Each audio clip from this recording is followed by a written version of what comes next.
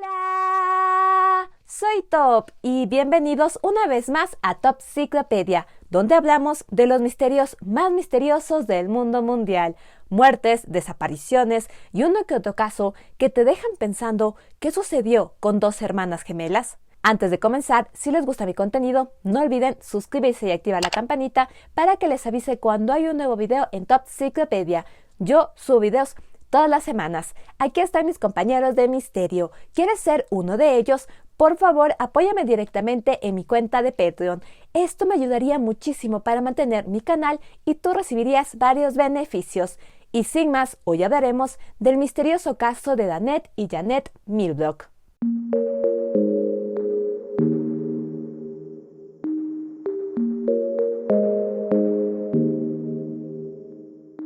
Danette Latonia Milbrook y Janet Latrice Milbrook nacieron el 2 de abril de 1974 en Augusta, Georgia, Estados Unidos. Su madre, Mary Sturgis, a quien todos llaman con cariño Louise, y su padre, John Milbrook, se separaron cuando las gemelas tenían 2 años de edad.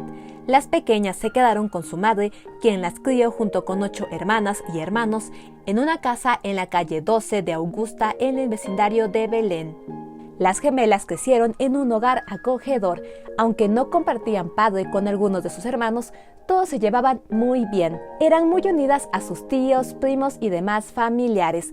Aunque el padre de las niñas no estaba presente en su vida, las gemelas se llevaban muy bien con sus abuelos paternos. La familia era muy devota y asistían a una iglesia. Esto les brindaba algunos beneficios y a la vez se sentían más seguros, ya que para esa época Georgia tenía una fuerte separación y discriminación social y racial. Danette fue descrita como extrovertida, alegre, amigable. Se podría decir que ella era la gemela dominante. De las dos, Danette era la más enfermiza, sufría de convulsiones, tomaba medicina diaria y se describió que caminaba con las piernas arqueadas. Janet fue descrita como introvertida, tranquila, callada, un tanto dependiente de su hermana. Le gustaban los animales y había adoptado a una gatita que llamó Jennifer. El carácter pasivo de Janet la hizo víctima de burlas e intimidación de las cuales ella no se defendía. Era Danette quien siempre salía a su rescate. A las gemelas les gustaba pasar el tiempo viendo televisión o sentadas en el porche de su casa.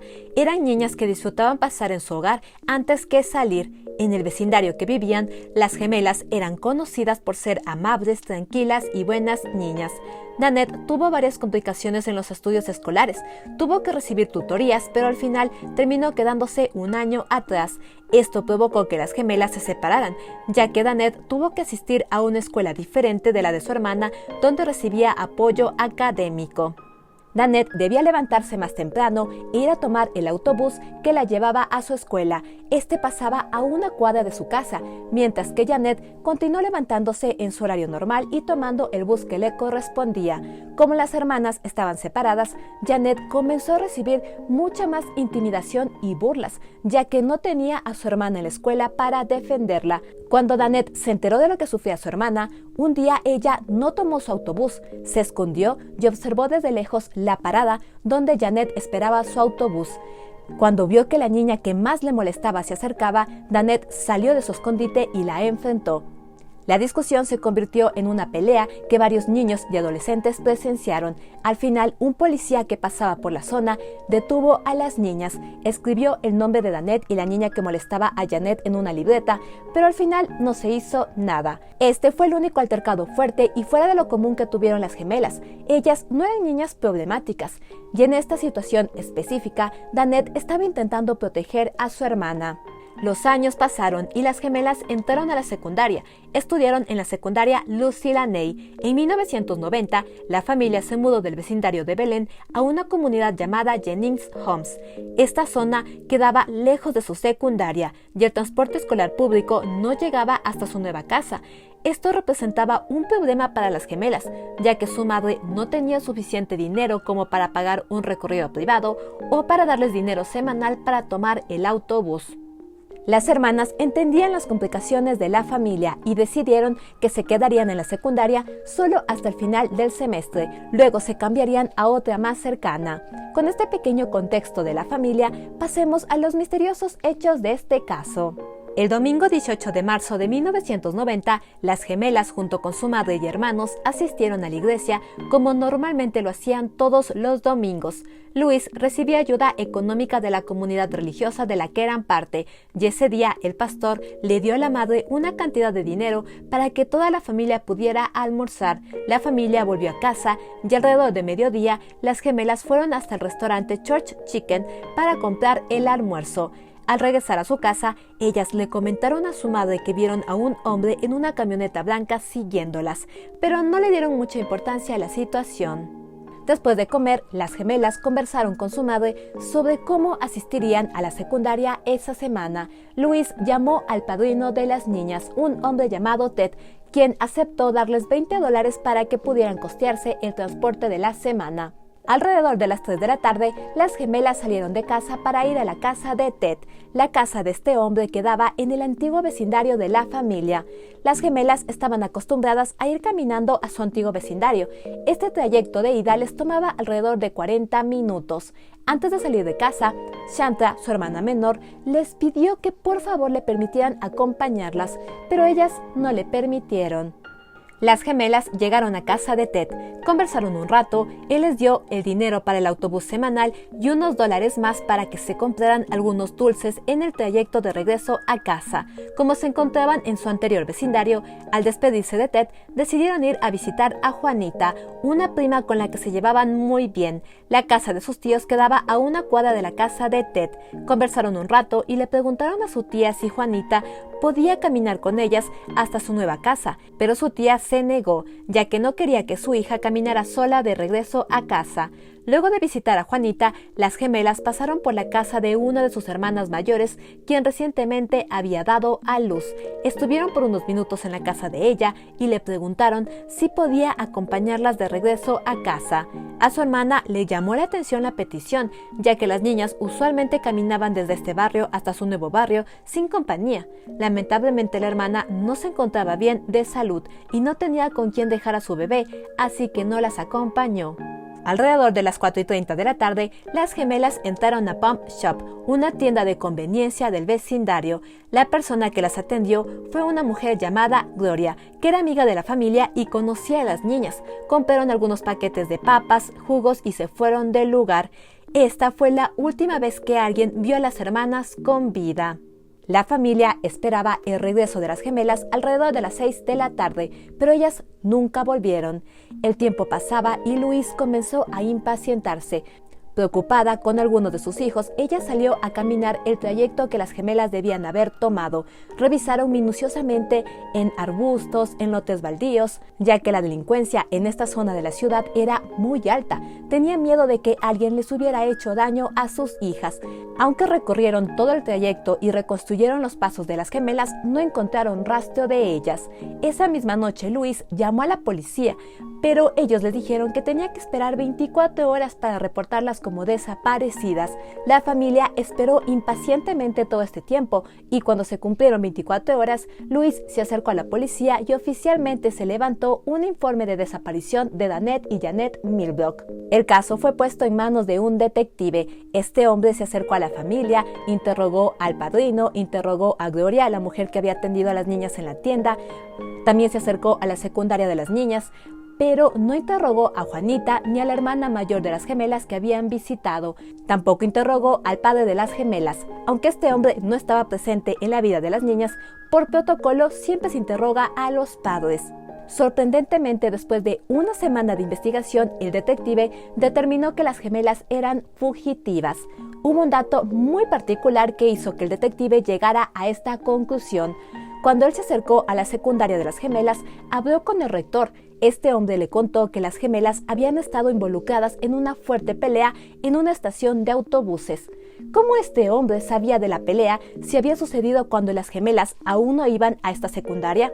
Pues bien, este hombre era pariente de la niña que molestaba a Janet. El rector le dio al detective una imagen muy mala de las gemelas, de niñas problemáticas. Al parecer, esta conversación influyó mucho en la investigación. El detective determinó que las gemelas eran fugitivas y el caso se pasó a un investigador juvenil. La familia de Danette y Janet estaban seguras de que ellas no eran fugitivas. No se habían llevado sus pertenencias, identificaciones. Danette no se había llevado su medicina. Recordemos que ella tomaba medicina diariamente. Y lo más importante, ellas habían salido a pedir $20 para pagar su pasaje a la secundaria durante esa semana. Es decir, que tenían planes esa semana y era asistir a su escuela, no fugarse de casa. La familia recibió ayuda del Centro Nacional para Niños Desaparecidos y Explotados, quienes imprimieron y colocaron carteles por la ciudad y el estado. La familia buscó ayuda de otras organizaciones y agencias, pero su caso fue ignorado. Se cree que fue debido al fuerte racismo que existía en Augusta en esa época, además que para la policía oficialmente eran fugitivas, y en estos casos no hay mucho que se pueda hacer. El 8 de abril de 1991, un detective visitó a la familia y les dijo que el caso había llegado a un callejón sin salida, que dejarían de buscarlas porque oficialmente habían cumplido 17 años y la ley de Georgia establece que un fugitivo mayor de edad no puede ser obligado a volver a casa. La policía ya no tenía razones para seguir buscándolas, así que cerraría el caso. La familia estaba destrozada, no tenían recursos para una investigación privada y no entendían por qué la policía creía que las gemelas eran fugitivas. Pidieron ayuda a otras organizaciones, pero de nuevo su caso fue ignorado. Ahora quiero contarles algo muy importante que sucedió en este caso. En Estados Unidos, cuando un niño desaparece, es secuestrado o fugitivo y se abre un expediente en la policía, automáticamente esta información pasa al Centro Nacional de Niños Explotados y Desaparecidos. El caso de las gemelas pasó a este centro. Sin embargo, en 1993, 2 años después de que el detective visitó a la familia y les dijo las razones por las cuales el caso se cerraría, este archivo también se cerró en este centro, pero en esta organización un caso solo se cierra cuando un policía llama personalmente o va en persona y confirma que un niño o niña ha sido encontrado, sea vivo o muerto. El caso de Danette y Janet figuraba como cerrado porque habían sido encontradas con vida. Cuando la familia de las niñas se enteró de esto muchos años después, se acercó al centro. Las personas del centro les contaron que en 1993 un policía había llamado a confirmar que las niñas habían sido encontradas con vida. Entonces la familia se acercó a la policía. Debo contarles que para el momento de la desaparición, la policía de Augusta trabajaba de forma independiente de la policía de Georgia, que era el estado donde las niñas vivían. Años después, estos dos departamentos se fusionaron y formaron una sola estación de policía. Entonces, cuando la familia se acercó a la policía, ellos tuvieron que buscar en archivos antiguos y encontraron que efectivamente el caso de las gemelas figuraba como cerrado porque habían sido encontradas con vida. La familia nunca recibió una llamada sobre esto y para ellos esta información no cuadraba. La policía le dijo a la familia que los archivos originales del caso se habían destruido en una inundación o que se habían perdido. Solo se pudo recuperar pocos documentos. La familia revisó estos papeles y descubrieron que había una gran cantidad de errores. El apellido de las niñas estaba mal escrito. La forma correcta es Milbrook, pero estaba escrito Milbrooks. El segundo nombre de Janet era Latrice, pero en el archivo figuraba como Latresa. La fecha de nacimiento de las niñas en el sistema era el 7 de abril de 1974, cuando la fecha correcta es el 2 de abril de 1974. También había errores en los nombres de las calles por las que las niñas caminaron, y en total solo existían 2 hojas sobre la investigación de este caso, una cantidad muy corta teniendo en cuenta que se investigaba la desaparición de 2 hermanas.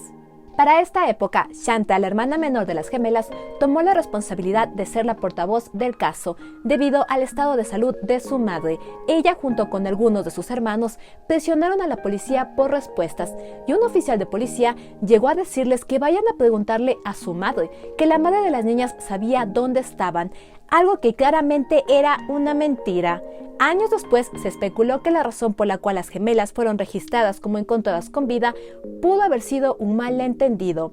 ya que se supo que 2 parientes de la familia, mujeres menores de edad que tenían el apellido Milbrook, habían sido puestas en servicios sociales y luego en una casa de acogida.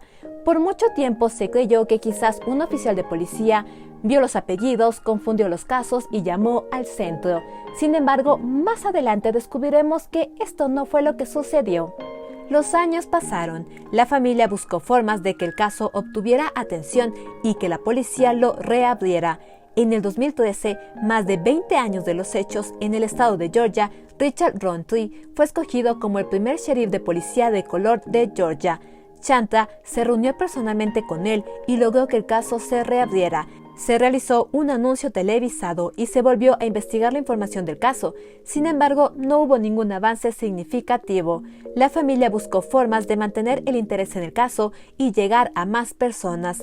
Chanta creó la página de Facebook llamada Missing Danette and Janet Milbrook, donde se dedica a compartir noticias y realizar eventos para mantener el caso activo. En el 2017, este caso llegó a tener un gran alcance y cobertura gracias al podcast The Fault Line.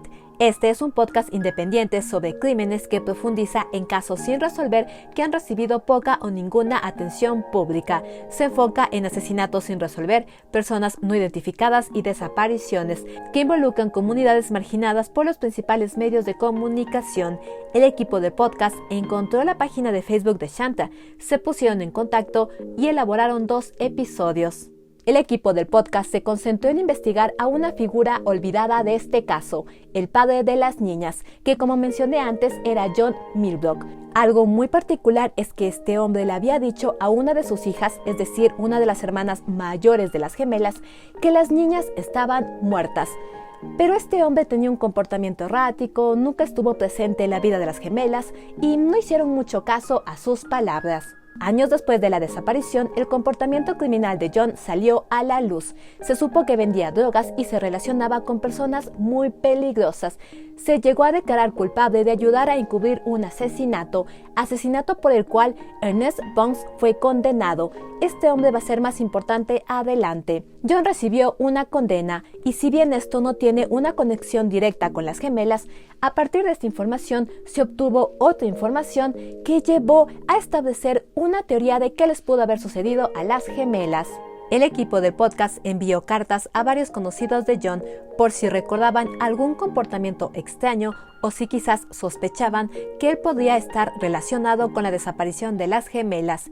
Ernest Bunce, quien se encontraba en prisión, respondió al equipo diciendo: «Han hecho algunas preguntas que no me importa responder, pero ¿y si te dijera que sé dónde podrías encontrarlas? ¿Me puedes ayudar? Como ya sabrán, he estado encarcelado durante 22 años y acabo de obtener la libertad condicional».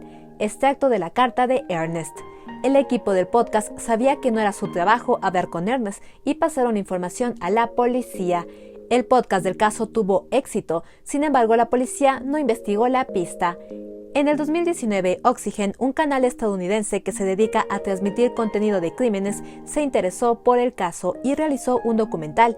El equipo entrevistó a la familia y siguió la pista presentada por The Fault Line.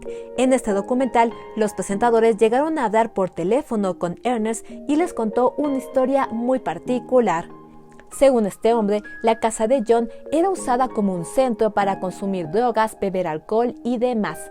Él cuenta que el día de los hechos, el padre pidió que las niñas sean llevadas a su casa. Las niñas subieron en un carro blanco que conducía un conocido de su padre y fueron llevadas hasta la casa.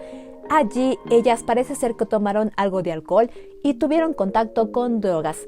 De repente, uno de los hombres que se encontraba en esta casa comenzó a violentar sexualmente a una de las gemelas. La otra gemela salió en defensa de ella, se desató una pelea y recibió un golpe mortal. Uno de esos tipos la golpeó. Supongo que se cayó y golpeó la mesa. Eso es, creo que se abrió la cabeza sobre la mesa. No creo que esas chicas vivan después de eso. Extracto de la llamada con Ernest. Ernest dijo que estaba seguro que los cuerpos fueron ocultados en Brickyard Pond y que a partir de este hecho, John comenzó a tener un comportamiento errático. Los presentadores del documental acudieron con esta información al sheriff de policía, quien envió un equipo a interrogar a Ernest en prisión. Sin embargo, se determinó que si bien la historia de Ernest era creíble, las víctimas no eran las gemelas, y se dejó de investigar esta pista en relación con este caso. Si se preguntan por qué John no fue entrevistado para el podcast o para el documental, es porque este hombre estuvo varios años en prisión y luego fue enviado a un hogar de ancianos ya que sufría demencia. Murió en enero del 2021. Por otro lado, algo muy importante que se dio en este documental es que los presentadores lograron hablar con el detective original del caso. Este hombre se negó a aparecer en el documental, pero accedió a ser entrevistado por uno de los presentadores en privado. Y adivinen qué. El hombre admitió ser la persona que llamó al Centro Nacional de Niños Desaparecidos y Explotados para decir que las niñas habían sido encontradas con vida. Según él recibió información de que las gemelas habían sido vistas con vida, y aunque él no las vio con sus propios ojos y no confirmó esta información, él solo supuso que esto era verdad y por eso llamó al centro. También le dijo a la presentadora que él estaba seguro de que las niñas eran fugitivas, debido a la descripción del comportamiento de las gemelas que recibió del rector de su secundaria. No sé de ustedes, pero para mí el trabajo de este detective deja mucho que decir. Solo se basó en suposiciones, en rumores, no confirmó ninguna de esta información y él simplemente supuso que las niñas seguían con vida. Otra teoría que se ha planteado en este caso es la posibilidad de que las gemelas hayan sido secuestradas por una red de trata de personas. En Augusta, Georgia, se realiza un torneo de golf llamado Masters Tournament, que trae consigo a varios competidores de todo el mundo y un movimiento económico turístico a la ciudad. Debido al movimiento del torneo, se opacan las noticias de crímenes. Durante los 90, las autoridades de Georgia investigaban a una red de trata de personas que operaba durante la época que se daba el torneo, aprovechándolo como una cortina para secuestrar a mujeres locales y visitantes. Las gemelas desaparecieron durante el tiempo que se llevó a cabo el torneo en 1990 y se especula que pudieron haber sido secuestradas con estos fines. Actualmente el torneo se sigue realizando y la policía local sigue luchando contra las organizaciones de trata de personas que operan en la zona. Por último, otra teoría apunta a que las gemelas pudieron haber sido víctimas de un asesino en serie. Joseph Patrick Washington tenía algunos vínculos con el padre de las niñas. Con los años se descubrió que él era el responsable de varios secuestros, agresiones sexuales y asesinatos de mujeres de color en los 90. Además, Joseph vivía en el mismo vecindario donde vivían las gemelas. Fue condenado a al menos 17 cadenas perpetuas consecutivas y murió en prisión en 1999. Hay varios casos sin resolver de la zona que se relacionan con él y se cree que las gemelas pudieron ser sus víctimas. Desde que se reabrió el caso en el 2013, la policía no ha recibido nueva información y el caso se considera congelado. El Departamento de Policía de Georgia no tiene un equipo especializado en cold cases, solo tiene un equipo que trabaja en todos los crímenes del estado. Es por esto que es muy difícil que se logren enfocar solo en este caso. El FBI se ha mantenido en contacto con los investigadores y se sabe que han pedido el ADN de la familia para ser agregada en la base de datos nacional de Estados Unidos. Se ha especulado que Aiken Country Jane Doe podría ser una de las gemelas. Los restos de esta mujer fueron encontrados en 1993. Se estableció que fue asesinada entre el año 90 y 91. Se realizó una reconstrucción facial y la familia de las gemelas creen que tiene un gran parecido con Janet. Algunas fuentes dicen que se tiene previsto realizar un análisis de ADN. Otras dicen que se realizó un análisis por la oficina de policía del estado donde fue encontrado el cuerpo y se descartó que sea una de las gemelas. Cabe recalcar que la edad de la mujer se ha establecido de entre 25 a 32 años, algo que no concuerda con la edad de las gemelas. Shanta se ha mantenido como portavoz del caso. Ella junto con el equipo de The Fall Light llevaron la historia por todo Estados Unidos y el mundo. Realizaron varias campañas y recolectaron fondos. Con estos ingresos, Shanta logró contratar a un detective privado que se encuentra actualmente investigando el caso. Se han colocado varias vallas publicitarias en Georgia con las fotografías de las gemelas e imágenes de edad progresiva. En estas se ha anunciado la recompensa que actualmente es de $11,000. La valla publicitaria actual tiene escrito un sitio web donde se pueden hacer sugerencias o compartir información sobre este caso de forma anónima. Shanta se ha reunido en varias ocasiones con las autoridades de Georgia, pidiendo que el caso siga siendo investigado y que tenga más visibilidad. Y a pesar de que ella logró recaudar una gran recompensa, la policía no ha hecho ningún anuncio en este caso desde hace varios años. Shanta cree que el caso de sus hermanas ha sido dejado de lado y no le han dado la importancia que se merece. A lo largo de los años, la familia ha intentado que este caso sea presentado en varios programas de televisión, como The Most Wanted de John Walsh, el programa de Oprah, y se han acercado a diferentes figuras públicas, pero el caso siempre ha sido rechazado. La familia cree que esto se debe a una discriminación social y racial. Cada vez que encuentran un cadáver aquí o cada vez que hay nueva información de Jane Doe, estoy llamando constantemente tratando de averiguar si son ellas. Las amamos y no nos hemos olvidado de ellas. Siempre las hemos buscado y siempre las buscaremos hasta que sepamos qué pasó. Comentario de Shanta Sturgis, hermana menor de las gemelas. Lo que quiero que sepan es que amo a mis hijas. No creo que estén muertas y espero encontrarlas algún día. Comentario de Luis, madre de las gemelas. Y eso fue todo sobre el misterioso caso de Danette y Janet Milbrook. En este caso podemos ver cómo una comunidad que se interesa en una historia logra mantener un caso activo, apoyar, ayudar a la familia y abrir nuevas posibilidades. El podcast de The Fall Line le dio un gran impulso a este caso y fue gracias a este podcast que se realizó el documental de Oxygen, donde se obtuvo la historia de Ernest, quien asegura que las niñas fueron asesinadas en la casa de su padre. Lamentablemente, esta línea ha dejado de ser investigada y, como en muchos otros casos, solo nos queda especular sobre qué les pudo haber sucedido a las gemelas.